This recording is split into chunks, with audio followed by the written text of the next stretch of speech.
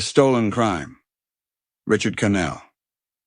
"They caught the fellow who robbed the Bridge City Bank last night," announced Strang, editor of the Evening Tribune, as he came into the lounge of the Clintonian Club.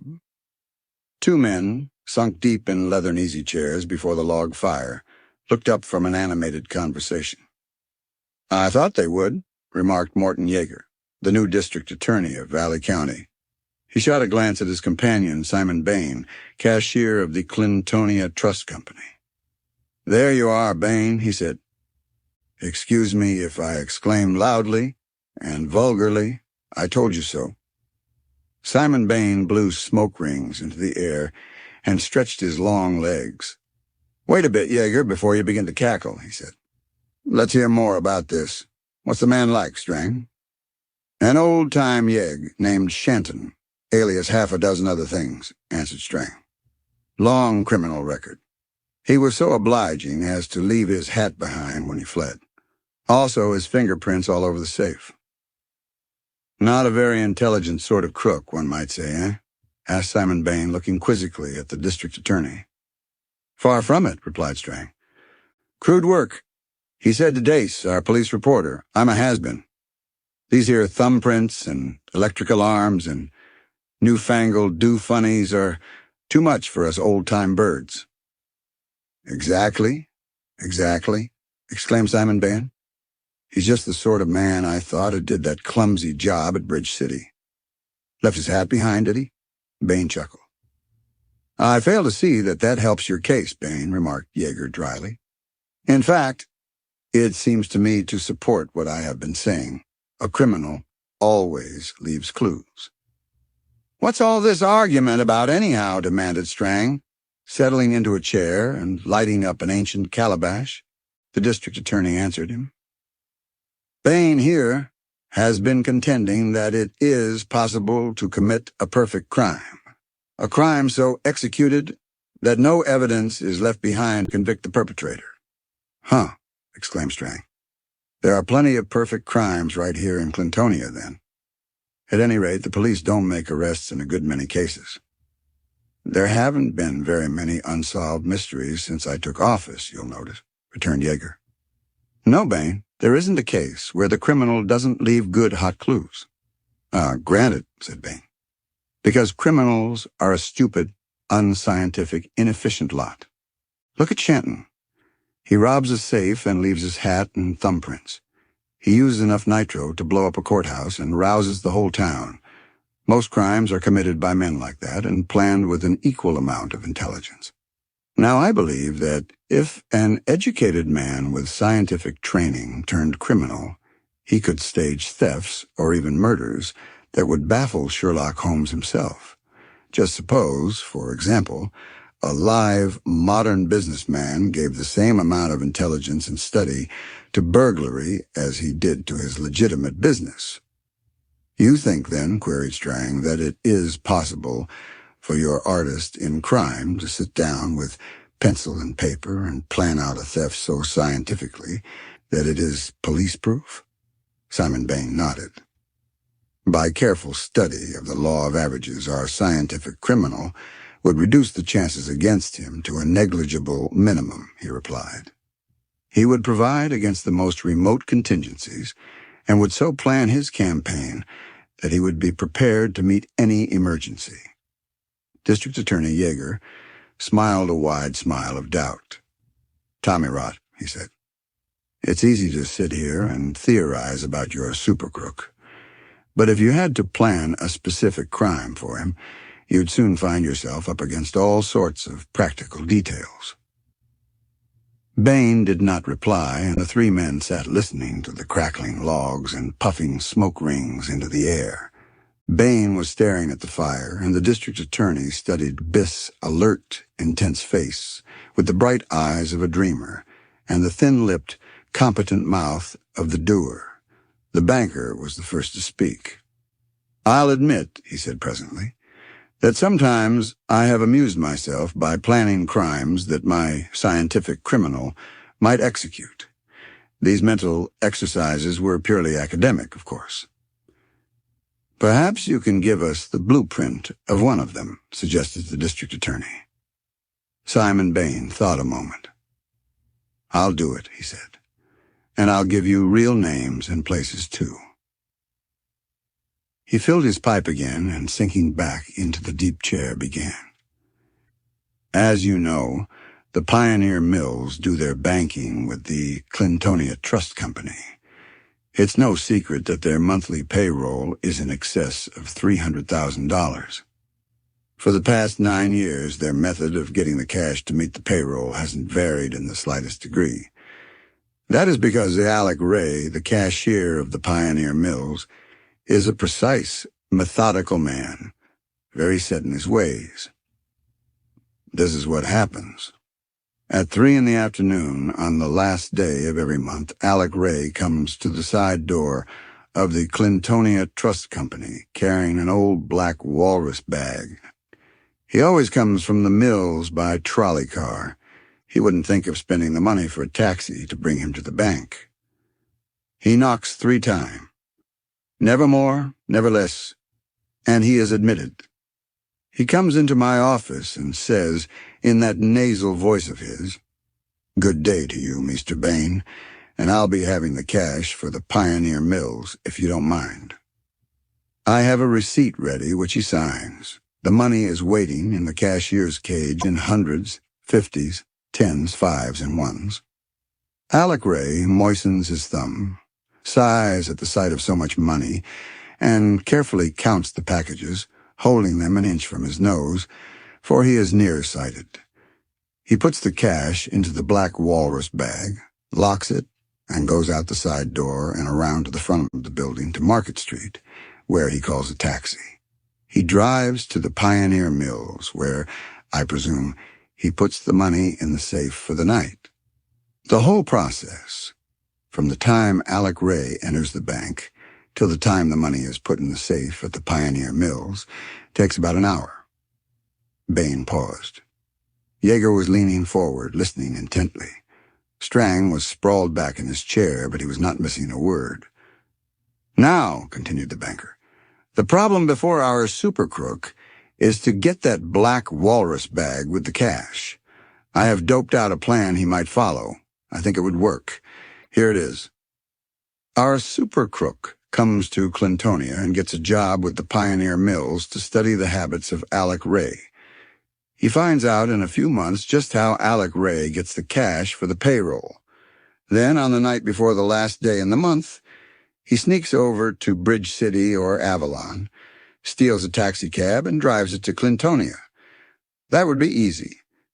Then he hides the taxi until the afternoon, and when Alec Ray comes out of the Clintonia Trust Company, about 20 minutes after 3, the man is waiting for him in his black bag.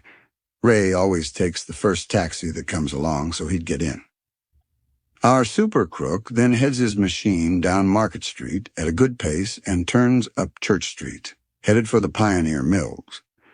But he does not turn along Lincoln Avenue. Instead, he shoots past the cemetery and onto the covered bridge across the rushing river. This was a shortcut to the mills, but recently the bridge has been condemned and there is no traffic on it at all. The whole thing would take less than 15 seconds. In the center of the bridge, where it is dark on the brightest day, the thief would stop his car short. Alec Ray would stick his head out of the window to see what had happened, and the thief would knock him unconscious with a blackjack. "But isn't Ray armed?" asked Yeager. "He's supposed to be," answered Simon Bain. "But our crook would find out that Ray broke his revolver 2 months ago and has been too penurious to buy a new one. He carries his old one, which does not work." "Are you sure of that?" demanded Yeager. "Positive," replied the banker. "Our crook would have an easy time silencing Alec Ray. But even though Ray is nearsighted, he could perhaps see the man sufficiently well to identify him afterward," suggested the district attorney. Bain smiled grimly. "Our super crook would take no chances," he said. "The rushing river tells no tales.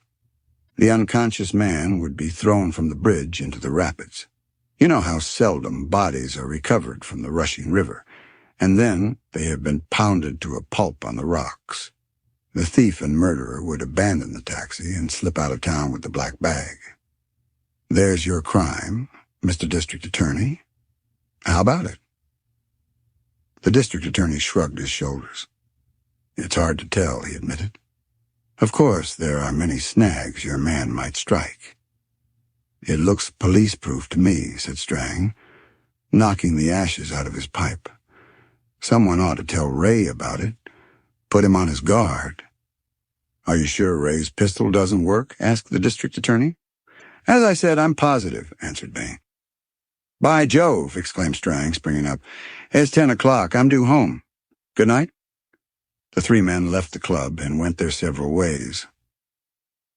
The next night, two serious men faced each other across a narrow table in a quiet corner of the Clintonian Club. They were Simon Bain, cashier of the Clintonia Trust Company, and Morton Yeager, the district attorney of Valley County. You know what I am going to say, Bain, said the district attorney in a low voice, and how much I regret to say it. His eyes bored into those of the man across the table. The banker met the searching scrutiny with a smile. Well, he said. The district attorney leaned toward him. What did you do with the money, Bain? He said. The banker's answer was in the tone of one speaking with elaborate patience to a petulant child. I tell you, Yeager, I did not take it, he said. I wish I might believe that, said Yeager, but the evidence will not let me, and it is on the evidence that I, as a public official, must proceed. You know that, Bain. Yes, I know it, said the banker without emotion, and that is why I have not resented your absurd charge. I am waiting to hear that evidence. I assume that it must appear conclusive. Otherwise, you would not dare make such a charge against me. You shall hear the evidence, Bain. When you see how much I know, you'll also see that there is only one course open to you, confession. I'm listening, was all Bain said. In the first place, said the district attorney, in the presence of Strang and myself, you outlined a plan of the crime that occurred today exactly as it was committed. Also, Ray called at your bank this afternoon and left with a bag containing $319,000 in cash at 18 minutes past 3. He had not been seen since. Just before 4, an abandoned cab was found in the lonely covered bridge over the rushing river. There was blood on the seat inside and signs of a struggle. A button with a fragment of overcoat sticking to it, and a shattered pair of spectacles were on the floor of the taxi. The button and spectacles have been identified absolutely as belonging to Alex Ray. It is exactly as you planned it, Bain, in this very club last night. Man alive, do you think I'm crazy? Cried Simon Bain impatiently. Do you think I'm an utter fool to tell the district attorney of my plan to commit an unusual crime, and the next day commit it under his very nose? The district attorney shook his head. Come, Bain, he said. You know as well as I do that that would not be the act of a fool, but of a particularly clever man. It is a daring idea. It'll be hard to make the ordinary, lunk-headed jury comprehend just how clever you've been. Well, said Bain, keeping his composure, you've got the same amount of evidence against Strang. He heard my plan, too. Strang can be eliminated, rejoined the district attorney. Strang has a perfect alibi. Half a dozen reliable witnesses can swear that he was in the office of the Evening Tribune all afternoon. His second edition goes to press at 3:30. Besides, Strang has made a barrel of money out of the Tribune. He has no financial motive for robbing anyone. Bain made no reply. Moreover, Bain, went on Yeager, a hasty investigation after the crime was discovered brought to light the fact that you have been playing the market, and your finances are in bad shape. There we have the motive. Bain's eyes dropped. I'll admit, he said slowly, that I have extended myself a bit more than was prudent lately, but I deny that my financial condition is serious. Have you any more evidence, Yeager? Yes, said the district attorney. I know that this afternoon, between 3 and 4, you were not in your office in the bank. You left at 2:30 and did not return. Where were you about 3:30 when Alec Ray was robbed and killed? I was near the covered bridge over the rushing river, Bain said. Now you are being sensible, cried Yeager heartily. Believe me, perfect frankness will pay. The straight story, said Bain in that same even tone, is that when I reached the covered bridge, the crime had already been discovered by a passing workman. The district attorney's face was stern again. Do you think a jury will believe that? He asked. It's the truth, nevertheless, retorted Bain calmly. The district attorney bent forward. And how do you account for the fact that you left your apartment last night at 11 and did not return till after 2 this morning? Yeager demanded. He saw that the question had caught the banker by surprise. It happens, continued Yeager, that the janitor can swear to the exact time you went out and the exact time you returned. A taxi was stolen last night in Bridge City. That same taxi carried Alec Ray to his death on the covered bridge today. Where were you at midnight, Bain? I was in Bridge City, said Bain. The district attorney waved his hand with a gesture of finality, signifying, why go further? Neither man spoke for a time. Then Bain said in an easy voice, Since this is such a delightfully informal trial, I suppose the prisoner may be permitted to put a few questions to the district attorney. I don't see what good it will do, answered Yeager abruptly. I have gone further than I should, as it is. I have put my case before you. By your own admissions, that case is a strong one against you. This business has been painful enough. Why prolong it? Come, Yeager, protested Bain with a half-smile. Just one question, then. Purely informal, you understand. Well, what is it? Yeager, what were you doing on the covered bridge over the rushing river at 2 o'clock this morning? The district attorney, who had partly risen, dropped back into his seat. Bain shot at him a second question. And what were you doing in Bridge City last night at midnight? Yeager faced him defiantly. Me? On the covered bridge? In Bridge City? Last night? You're crazy, he bristled. Don't try to bluff, Yeager, returned Bain. I saw you there. The quiet conviction in the banker's tone told Yeager that it was useless to bluster, so the district attorney simply said, Did you? And waited. Yes, said Bain. I saw you in both places, and now, since I've listened patiently to your case against me, you're going to listen to my case against you. Your case against me? What do you mean? Demanded Yeager. Listen, said Bain. You, Yeager, were present last night when I outlined the plan of the crime that was committed today. You've eliminated Strang. That leaves you and me. I eliminate myself because I know that I did not do it. That leaves you, Yeager. Indeed, said the district attorney. Yes, said the banker, that leaves you. Motive, financial pressure. My bank marked 2 of your checks no funds today. You've been living beyond your income. Your salary as district attorney is $5,000 a year. On that, you keep a car, a large house with 4 servants, and a wife who is the best-dressed woman in Clintonia. Can't be done. I'm wasting time here, growled Yeager. But Bain continued. Last night after I left you at the club, I went home, but I could not go to sleep. There were things I had to think out. It is my custom when I have problems to solve to go for a long walk.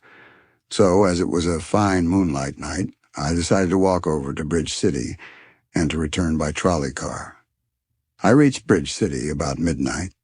In Pine Street, I stopped to light a cigarette in a dark doorway a few doors below Jansen's all-night lunchroom where chauffeurs hang out.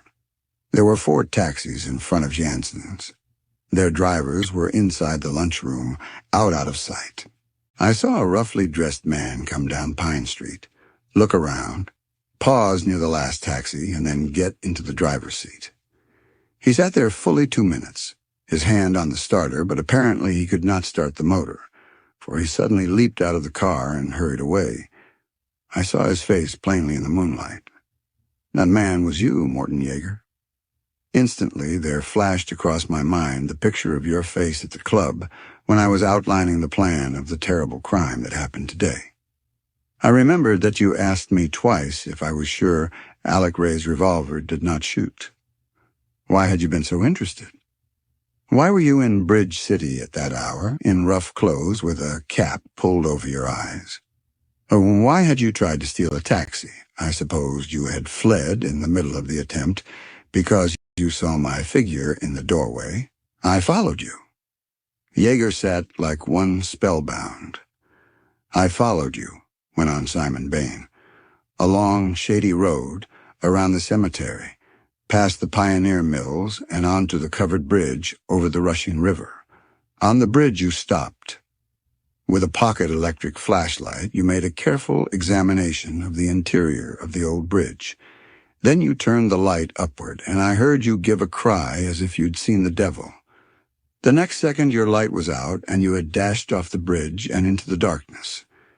The moon had disappeared by this time, and I could not follow you. So I went home. I had no doubt what was in your mind and why you were examining the covered bridge. Like a prudent man, you were familiarizing yourself with the scene of your activities that afternoon.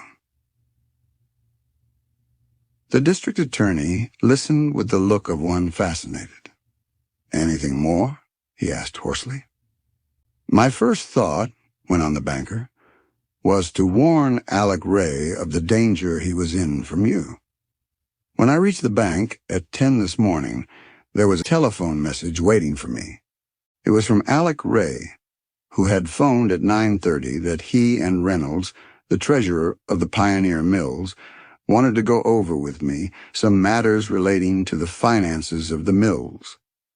As this happens once or twice a year, I was not surprised. The message stated that I was to come to the office of the mills at 3 o'clock that afternoon, and that Ray would wait until I arrived. That meant, of course, that Ray wouldn't come down for the payroll cash until later, and that I'd have a chance to put him on his guard about the crime I had planned and you had stolen." "You're wrong, dead wrong, Bain," broke in Yeager heatedly. "I did not, hear me out, as I heard you," interrupted Bain sternly. "I left the bank at 2:30 and went to the Pioneer Mills. But when I had reached them, Alec Ray had already left for the bank. He had sent me no telephone message. It was a fake. That's why I wasn't at the bank when the crime was committed. With all possible speed, I hurried to the covered bridge. It was my one afternoon." Yeager started to speak, a chance to prevent the crime you were planning. But I was too late. Poor Ray had been murdered and the money stolen when I got there. A crowd was already gathering. I called up your office, Yeager. You had not been there, but Bain checked him. "One more thing," said the banker, "and I'll rest my case. This afternoon on the bridge, I found this." He whipped from his pocket a silver-plated pocket flashlight. It bore the initials, "My." "Yours, I think," said the banker. "Yes," said the district attorney, his voice broken and bewildered. "It's mine." "Then," cried the banker, "I charge you with the theft of the Pioneer Mill payroll and the murder of Alec Ray." The district attorney did not meet the banker's eye. He sat silent. Then he looked up and in a low voice said, "Bain, I'm guilty. But my guilt is not the sort that a jury of 12 men can punish." "We'll see," said the banker grimly. "No, I am not really guilty of robbing and killing Ray," insisted the district attorney. "I did not actually strike him down and take the black bag, but I planned to do it, and in my mind, I did do it." "In your mind?" "Yes. When I reached home, after our talk at the club, I went over my accounts and found them in worse shape even than I had thought. I was desperate, and it was night. A hellish suggestion came into my brain. I thought of your police-proof crime and the $300,000 in the black bag. The more I thought of it sitting there alone in my room with the wreck of my career about me, the more sure I grew I could rob Ray and get away without leaving evidence. I did not think of killing him. I tried to fight off the idea, but it held me with a horrible fascination. I cursed you for putting such a thought into my head. At last, I walked over to Bridge City to take the first dishonest step of my life. I was going to steal the necessary taxi. I intended to keep it in my own garage until I needed it. For who would suspect the district attorney? I saw 4 taxis outside Jensen's, as you know. I got into one. Then something stronger than I was held my hand. You may call it cold feet or prudence or conscience or whatever you like. But in that minute, I sat in the seat of that taxi. I lived a dozen years. I saw what it means to have a clean record. I understood, as I never understood before, that honesty is more than the best policy. It's the only policy. I've been living straight for 42 years. I simply hadn't the power to shatter the principles of a lifetime in one wild, goaded minute. I ran away. For a time, I had beaten off that devil-sent temptation. Bain, with intense interest, was following the earnest words of the district attorney. Then why did you go to the covered bridge? The district attorney flushed. Well, I had a relapse, Yeager replied. Once I was a safe distance from the taxi, I thought of my financial troubles again, and something kept whispering to me that I was a weakling to funk now. My mind, you see, refused to give up the miserable idea. I kept seeing that black bag with the $300,000 in cold cash. I thought of what the money would mean to me. I screwed up my nerve and resolved to make another go at it. And then, came from Bain, I decided that the taxi could wait. I'd look over the covered bridge and return later for the taxi.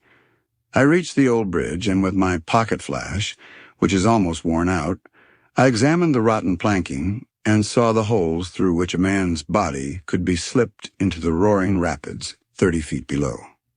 The sight of those holes unnerved me. The job meant more than robbery. It meant murder. Murder of inoffensive Alec Ray.